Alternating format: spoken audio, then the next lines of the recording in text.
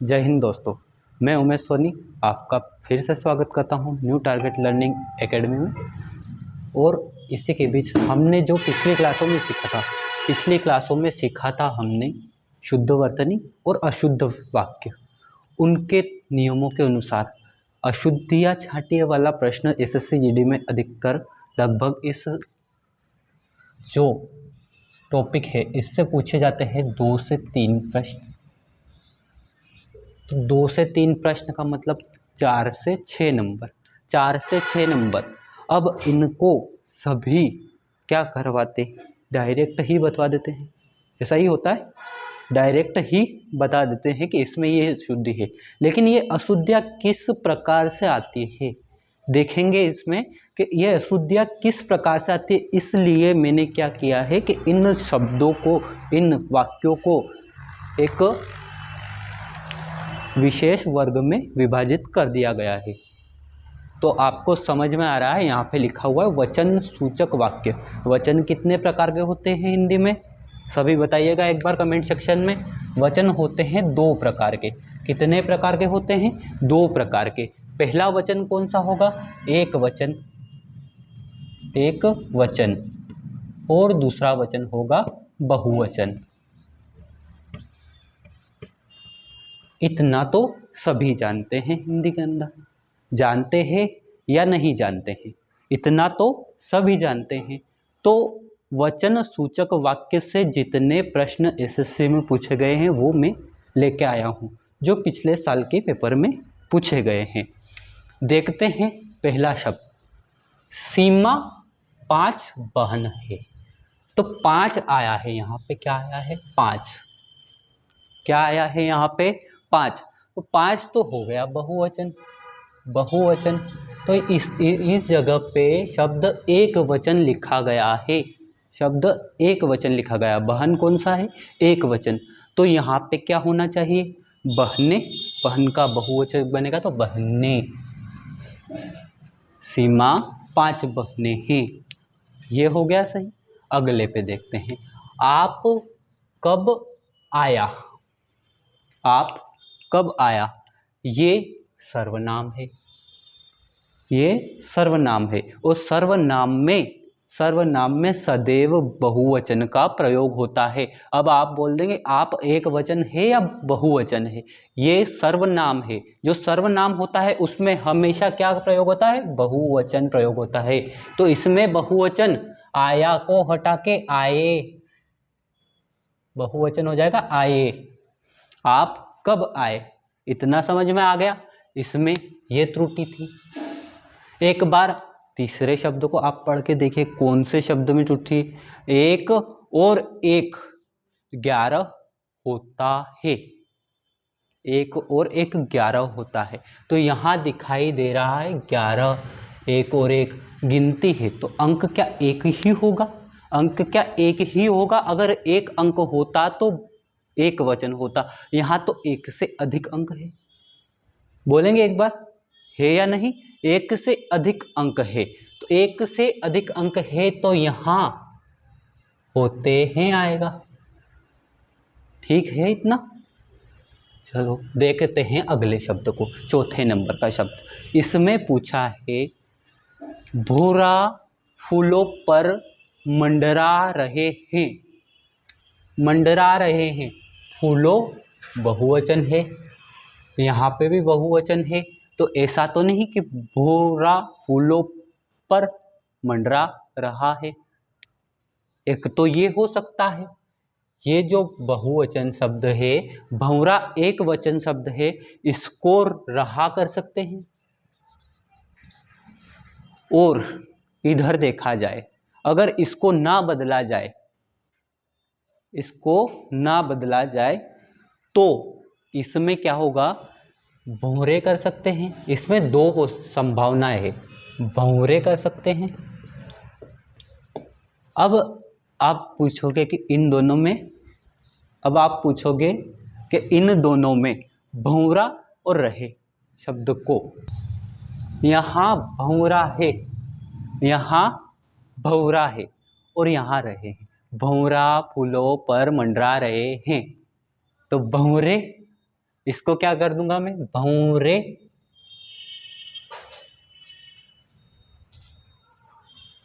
इसको हटा के क्या कर दूंगा, भौरे।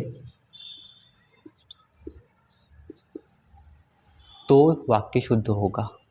ठीक, अगर इसे नहीं हटाता, यहाँ भौरे ही रहने देता, भौरे फूलों पर मंडरा रहे हैं, भौरे फूलों पर मंडरा रहे हैं, पहले था भौरा, भौरा फूलों पर मंडरा रहा है, तो यहाँ पे रहा आ जाता अगर। लेकिन ध्यान रखना, कभी भी दोनों ऑप्शन में नहीं मिलेंगे। हो सकता है दोनों बनेंगे, लेकिन ऑप्शन में दोनों नहीं बनेंगे। आप इसके पीछे लिख सकते हो, यहाँ पे रहा भी हो सकता है, रहा। ठीक है, ये समझ में आ गया। अब चलते हैं 5वें नंबर के ऊपर। 5वां नंबर क्या है, यह काम 4 आदमी का है। मैंने बताया था पहले भी, 4, 5, 11, ये सब क्या है, अंक। इसमें एक से अधिक अंक दे रखे हैं, तो ये क्या हो गया, बहुवचन। तो आदमी एक वचन शब्द है, एक वचन को सूचित करता है। तो यहाँ पे आदमी को हटाकर क्या किया जाएगा, एक बार कमेंट सेक्शन में कमेंट करिएगा, आदमी को हटाकर यहाँ पर क्या किया जाएगा। तो यहाँ पे किया जाएगा आदमियों।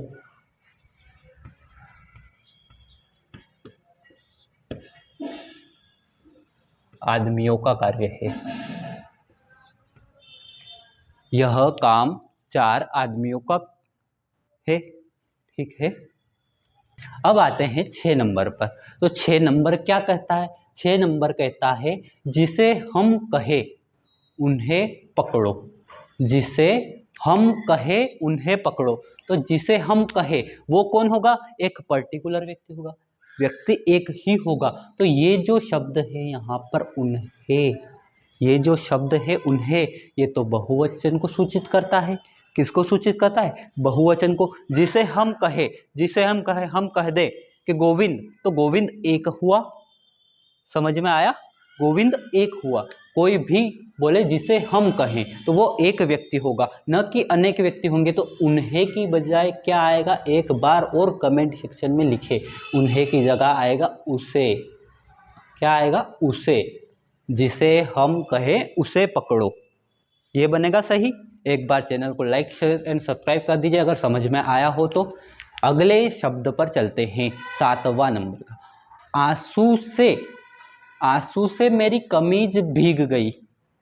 आंसू क्या एक होता है जिसकी गिनती की जा सकती है? आंसू एक वचन नहीं होता है, कभी भी आंसू एक वचन नहीं होता है। तो आंसू को क्या करेंगे, यहाँ पे गलती है आंसू में, आंसू में। तो आंसू को क्या बदलेंगे, आंसुओं कर देंगे, इसे आंसुओं। अच्छा, इसे आंसू कर देंगे। अपने तो अभी आंसू नहीं आने चाहिए पेपर देने के बाद, आंसू हो। आंसुओं से मेरी कमीज भीग गई। ठीक, अगला शब्द आएगा 8वां। ये बहु से मैंने थोड़ा गलत लिख दिया है, इसे सही कर लेना पहले। बहुत से, बहुत से देश, गरीब देश में गरीबी हमारे यहाँ से अधिक है। इसमें अगर आपने कमेंट में बता दिया कि क्या गलती है तो सबको एक इनाम मेरी तरफ से रहेगा। इसमें देखिए कौन सा शब्द त्रुटि युक्त है, बहुत से देश, गरीबी, बहुत से देश में, बहुत से देश में गरीबी हमारे यहाँ से अधिक है। तो देश यहाँ बहुत से यूज किया है, बहुत से यूज किया है, तो क्या आएगा, वो तो बहुवचन है। तो देश का बहुवचन बनाएंगे तो देश का बहुवचन क्या होगा, देशों। बहुत से देशों में गरीबी हमारे यहाँ से अधिक है, ये इसका शुद्ध रूप हो गया। अब ये शब्द तो थे आपके बहुवचन, ये कौन से शब्द थे, ये जो वाले हैं ये हैं बहुवचन और एक वचन, जो वचन सूचक वाक्य हैं, वचन सूचक वाक्य हैं, ये है वचन सूचक वाक्य। दूसरा प्रकार कौन सा है, दूसरा प्रकार आपको शायद ही दिख रहा होगा, इधर देखिए, क्रिया विशेषण तथा विशेषण। क्रिया विशेषण तथा विशेषण। अब बोलेंगे सभी कि क्रिया विशेषण और विशेषण क्या होता है। क्रिया विशेषण और विशेषण क्या होता है ये तो आप नोट कर ही लिए होंगे कितने समय से, तो इसको हटा देते हैं और समझते हैं क्रिया विशेषण और विशेषण को कि ही भैया ये चीज़ क्या होती है, क्रिया विशेषण और विशेषण। विशेषण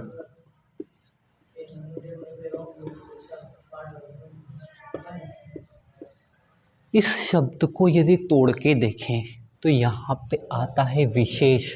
विशेष यानी किसी व्यक्ति की, व्यक्ति का या व्यक्ति के गुण व दोष, व्यक्ति के गुण व दोष जो उसके कार्य को बताते हैं, जो उसके कार्य को बताते हैं। तो हम क्या कहेंगे कि विशेषण जो व्यक्ति के गुण व दोष व कार्यों की संज्ञा दे, किसी संज्ञा, इसका परिभाषा, किसी संज्ञा के गुण व दोष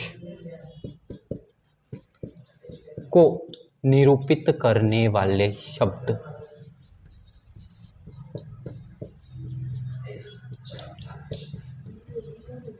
निरूपित करने वाले शब्द क्या कहलाते हैं,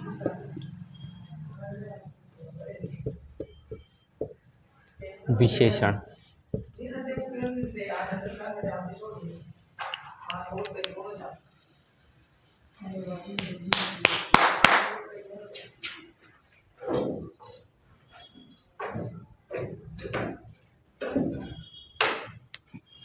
हमने देखी विशेषण की परिभाषा। विशेषण की परिभाषा होती है किसी संज्ञा, किसी संज्ञा, अब इसमें आया है संज्ञा शब्द, ये आया है संज्ञा शब्द, तो इस शब्द को क्या कहेंगे, किसी व्यक्ति विशेष को बोलेंगे संज्ञा। इसमें आ गया शिष्य, इसमें आ गया पूजनीय, इसमें पिताजी जो संज्ञा का कार्य कर रहे हैं, तो संज्ञा जो पिताजी के कार्य है, इस शब्द को देखिए, पिताजी के जो कार्य है उन कार्यों को जो निरूपित करता है, वो क्या कार्य करते हैं, उस शब्द को निरूपित करने वाले जो शब्द होते हैं वो विशेषण कहलाते हैं। समझ में आया या ना आया, एक बार कमेंट सेक्शन में ज़रूर लिखना। तो ये तो हो गई विशेषण की परिभाषा, ये हो गई विशेषण की परिभाषा। तो अब सारे पूछेंगे इन विशेषण से क्या होता है, इनका कहाँ प्रयोग होता है। तो अभी जो नीचे शब्द लिखे गए हैं, जो नीचे शब्द लिखे गए हैं उन शब्दों में शुद्ध रूप प्रयुक्त करने के लिए ही मैंने विशेषण की परिभाषा बताई है।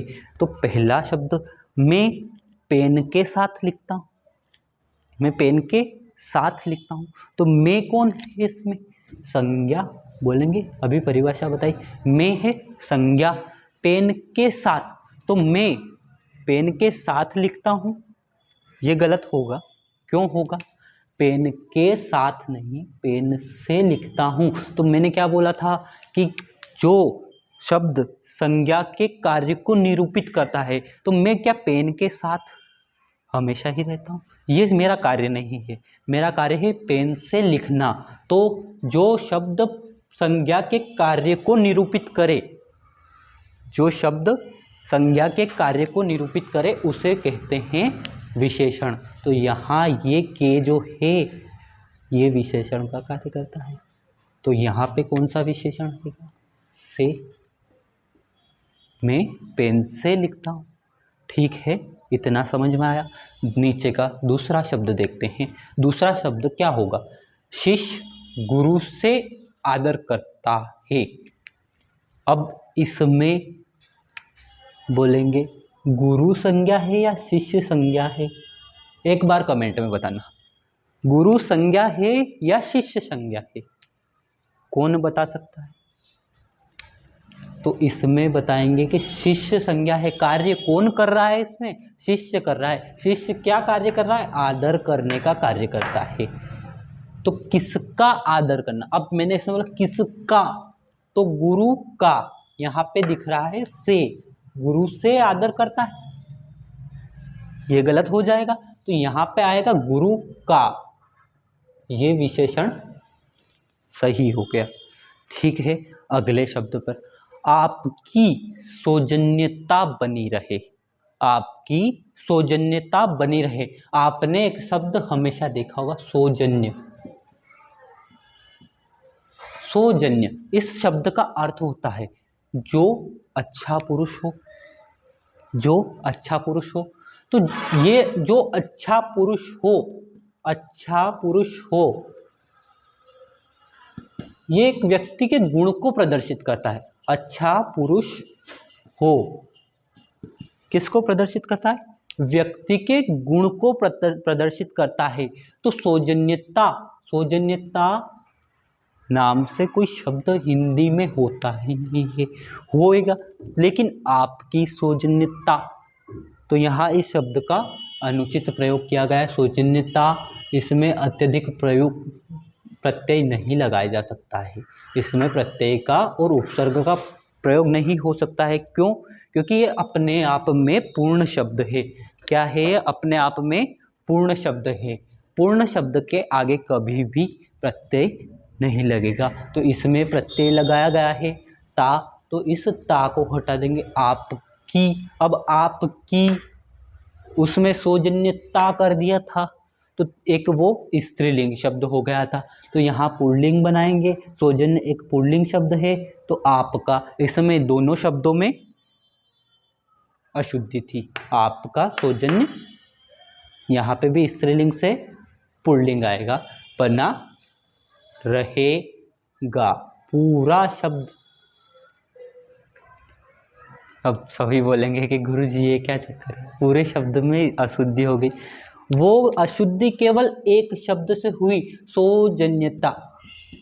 सौजन्यता, भले पूरी हिंदी की किताब देख लेना, हिंदी की कोई सी भी डिक्शनरी देख लेना, वहाँ पे ऐसा कोई शब्द आपको मिलेगा ही नहीं। ये बात ध्यान में रखना, क्योंकि सौजन्य अपने आप में एक पूर्ण शब्द है। तो पूर्ण शब्द सौजन्य, जो कि एक पुल्लिंग शब्द है, जो कि एक पुल्लिंग शब्द है, पुल्लिंग शब्द है। तो पुल्लिंग शब्द अपने आप में किसी भी वाक्य में प्रयोग होगा तो उस वाक्य को पुल्लिंग में परिवर्तित करेगा, न कि स्त्रीलिंग वर्णों का यूज होगा। तो ये बात भी समझ में आए, इतनी बारीक बातों का ध्यान रखना पड़ेगा। चौथा नंबर का क्वेश्चन, पूजनीय पिताजी आगरा गए हैं। तो इसमें बताएंगे कि क्या अशुद्धि है, इसमें बताएंगे कौन सी अशुद्धि है। पूजनीय, क्या पूजनीय, इसमें प्रयोग हुआ है पूजनीय, तो इसी शब्द में अशुद्धि। क्या अशुद्धि है? यहाँ पे लिखूंगा पूजनीय। क्या ये शब्द होता है? ये शब्द शुद्ध नहीं, इसका शुद्ध रूप होगा पूजनीय। जब मैंने एक प्रत्यय का नियम पढ़ाया था, उस समय कहा था कि प्रत्यय को एक बार ध्यान से देखना, एक बार ध्यान से देखना कि प्रत्यय से कितने शब्द शुद्ध होते हैं। तो इसमें कौन सा प्रत्यय आ रहा है? ईय, ईय, ईय प्रत्यय आ रहा है, ईय प्रत्यय आया। पूज्य, ये शब्द सही होगा, लेकिन ईय प्रत्यय के कारण ये य हटा दिया जाएगा, पूजनीय हो जाएगा, पूजनीय हो जाएगा। ये कहीं आपको मिलेगा नहीं। लेकिन आपने अगर प्रत्यय और उपसर्ग अच्छे से कवर किया है, मैं एक बार करवा दूंगा, परंतु पहले जो टॉपिक हमारे बाकी है उनको पूरे करेंगे। पूजनीय सही हो जाएगा, कौन से नियम से? ईय प्रत्यय के नियम से। तो मैंने पहले पिछले क्लासों में बताया, बिना नियम के हिंदी में कुछ भी नहीं होता है, कुछ भी नहीं होता है। तो यहाँ पे क्या करेंगे, एक बार अपने नोटबुक में कर लीजिए, इस पूजनीय को काट के पूजनीय कर लीजिए। कौन सा करेंगे? पूजनीय, ठीक है। पूजनीय पिताजी आगरा गए हैं। ठीक, पांचवें शब्द पर चलते हैं। इस कार्य से आपकी महत्वता कम हो जाएगा। अब इसमें फिर वही सौजन्यता जो पढ़ाया था पहले, वही बात इसने इसमें भी कर दी, महत्वता। महत्व महत्व का मतलब होता है किसी वस्तु, किसी व्यक्ति को विशेष दर्जा देना, किसी व्यक्ति, किसी वस्तु को विशेष दर्जा देना। तो इस शब्द का इतना बड़ा मतलब है। तो ये शब्द अपने आप में क्या है, एक पूर्ण अर्थ का शब्द है। तो पूर्ण अर्थ के शब्द के पीछे कभी प्रत्यय नहीं लगेगा, तो ये महत्वता हटेगा, महत्व हो जाएगा। इस कार्य में आपकी महत्व। अब फिर से वही नियम कि सर ये तो अकेला एक ही शब्द है, तो ये तो पुल्लिंग है, तो आपकी भी हटेगी, पुल्लिंग शब्द आएगा।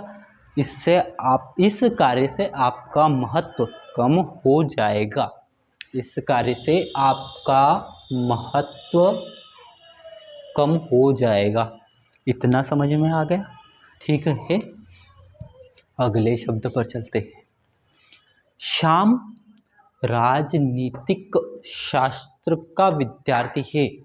अब इसको जरा ध्यान से देखना कि मैंने पिछली क्लास से पढ़वाया था उससे ही रिलेटेड आ गया है, ध्यान से देखना। श्याम राजनीतिक, इसमें कौन सा राजनीति, मैंने प्रत्यय में पढ़वाया था राजनीति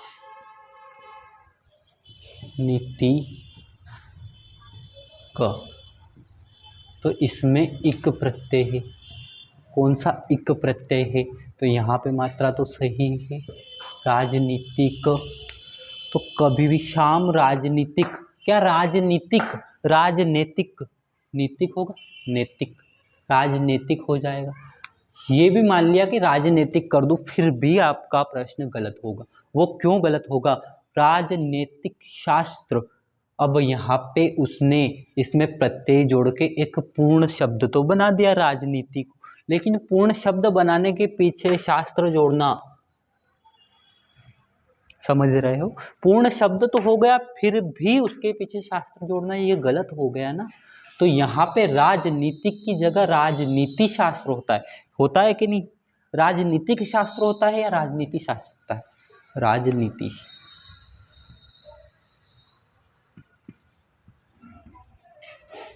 राजनीति शास्त्र का विद्यार्थी, मैं बोलूँगा भौतिक शास्त्र का विद्यार्थी।